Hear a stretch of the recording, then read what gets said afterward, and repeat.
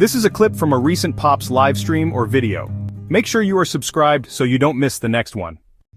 All right, let me shift gears and do one that Mrs. Pops did not watch. I don't think Mrs. Pops has ever watched. She's not going to watch this movie. This is one that I saw in theaters back when I was a critic in 2020.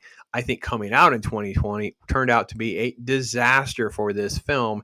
And this does kind of fall into the category where I really, really like a kind of bad movie. Like, I get it. Like, The Hunt is a politically charged mess of sort of like hyper femininity.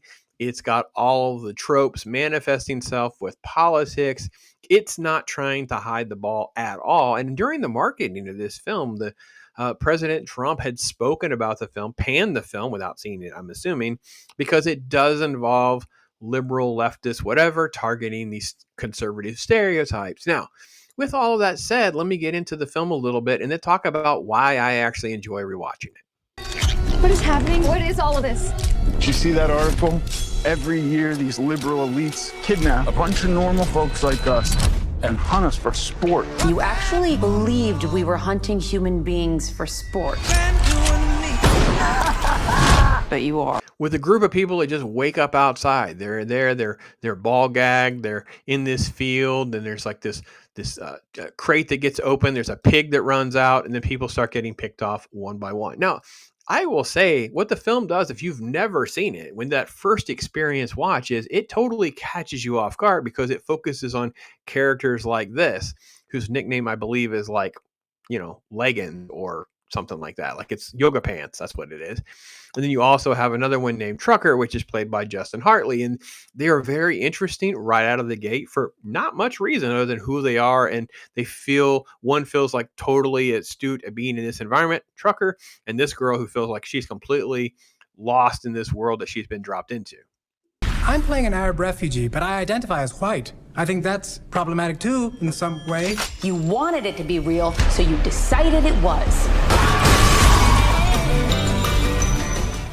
But this concept of hunting people down is not a new one. It's been done a million times. That's not the issue. The issue is the fact that we take Betty Gilpin as Crystal, and she's, I think her nickname is Snowball, I think is what her nickname is. Anyway, she's basically like this former soldier who has she knows how to do the compass. She knows how to pick a lock. She can figure out traps and read people really well. So it gives her sort of an upper hand in the game that the other people don't have. And we see that pretty early on with this store sequence where we get introduced to these people that are running this store. We see what happened to a couple of players before she walks in. All of this is very immersive and also very entertaining for me. And I'm also willing to acknowledge it is ridiculous. It is so on the nose with stereotypes and tropes and ridiculous comments that I don't know what to say.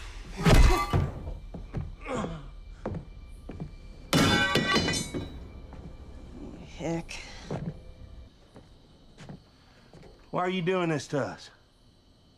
Because Jesus told me to. There's this scene where the store owner takes out a person like he's dying. He says, and by the way, climate change is real. And then the one person, he makes a comment in front of the wife about black people.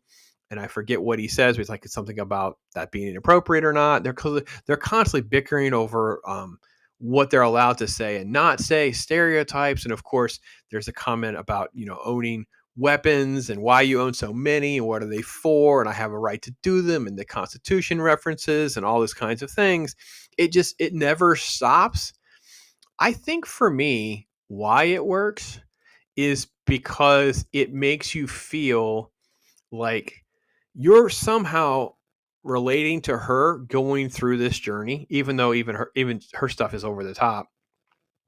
And it's to witness how ridiculous and silly everyone sounds.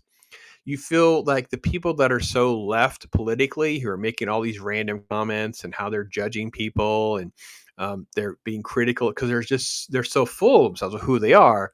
And then you have the conservatives who are always like ridiculous talking points and sound bites that they're spewing. And they're also caricatures of, like podcasting YouTubers or hunters and just all of the things that are in our culture and people bicker and fight over is sort of represented. And I know it's sort of a slanted perspective and one group's hunting the other group, but I liked all this. I thought it was a fantastic sort of mockery of everything, but it's so on the nose. I also know it's not very good. It's not subtle at all.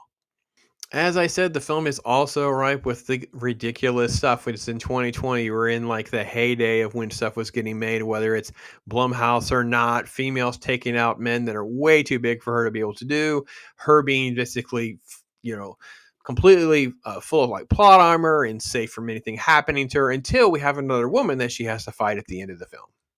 Well, Hilary Swank does play the main character that we don't really see much of until the end. Her name is Athena. And what had happened is they have this sequence of text messaging that's in the past about gathering people up, going up to the quote manor to hunt some deplorables and all of that. It was not evidently literally happening. But now the story is unfolding and we actually understand those details. She's like, you did this to me.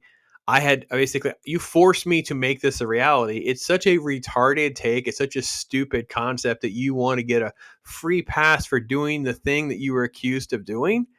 It is insane. And like I said, I understand it's not a good movie in this regard. It's so stupid to have sort of like this contradictory paradox that doesn't really quite work. But I think it's because it feels almost like mockery and satire to me than something I'm supposed to actually take so serious. So I feel like the film doesn't really have a good identity. Like, what are you supposed to do with this movie? Like, I don't even know how to. Is it more comedy or horror? Is it meant to be dark comedy or satire?